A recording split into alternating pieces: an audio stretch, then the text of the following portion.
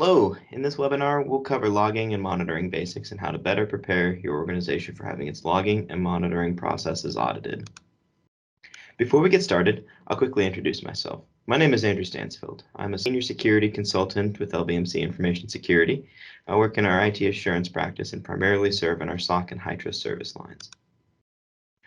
So one of the main purposes of logging and monitoring is to allow an organization to retroactively identify why an incident, whether it be an operational or security incident, occurred, and at least identify what happened to cause the incident so that the organization can better be prepared in the future for such an instance. Good monitoring procedures allow an organization to detect and identify a potential incident is occurring so that the organization can act proactively to halt its progress. So let's ground ourselves in some basics of logging so we can set ourselves up for our monitoring discussion here in a bit. Each system can be capturing logs in various different ways.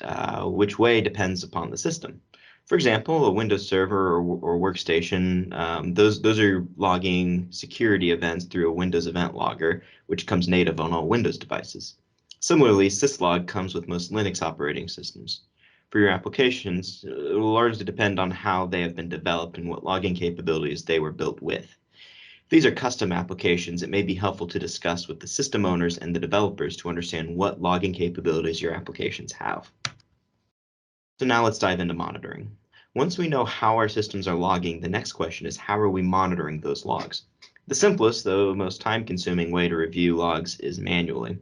As logs could contain thousands of individual events, this method can be very overwhelming, so filtering for specific events you're wanting to monitor for may be necessary there. For example, as part of a manual review of your application's log, you could filter all logs for just access events and just review those logs. Another method for monitoring logs is to send logs to a security information and event management solution, otherwise known as a SIM.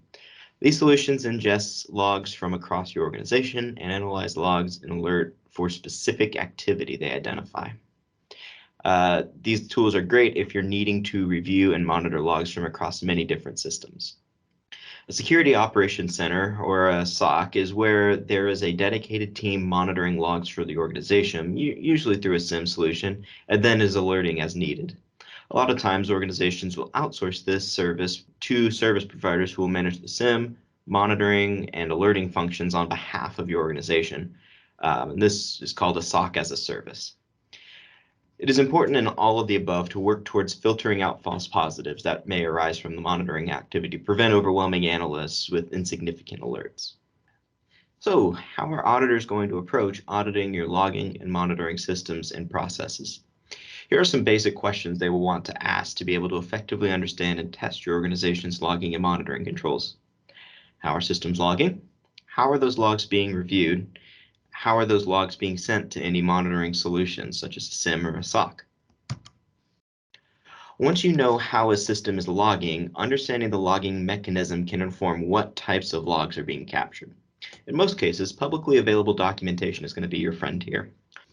For example, if your servers use Windows servers operating systems, you know all your Windows servers are likely logging access events based on public documentation, assuming logging hasn't been disabled there. The next question is whether logging is enabled. This is mostly relevant for developed applications, as by default logging is enabled on most operating systems. An auditor will need to receive evidence from an individual in-scope system to confirm they are logging. If you have a control, for instance, that access events are logged, the auditor may want to select a sample of servers and review a recent event log for each.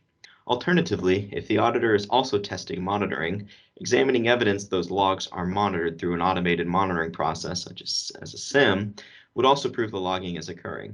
An efficient way to do this would be to review the log forwarding mechanism that is applied to each system or the sample of systems to ensure it is picking up the desired logs, and then an example of the same type of log being reviewed within the SIM for that system. To summarize, any test of both the logging and monitoring processes must be tailored to the implemented systems. Another area an auditor may be testing for is separation of duties regarding your organization's logging and monitoring process. For testing separation of duties as it relates to logging and monitoring, the auditor must identify the location of where the logs are ultimately stored for monitoring purposes. If this is a SIM, often the systems by design prevent users from editing or deleting logs. Similarly, where the monitoring of logs has been outsourced, the monitoring function is performed by a third party who should not have any access to the in-scope systems that are being monitored. Both of these implementations would address the risk of an individual having the capability to perform an action and remove all trace of that action being performed.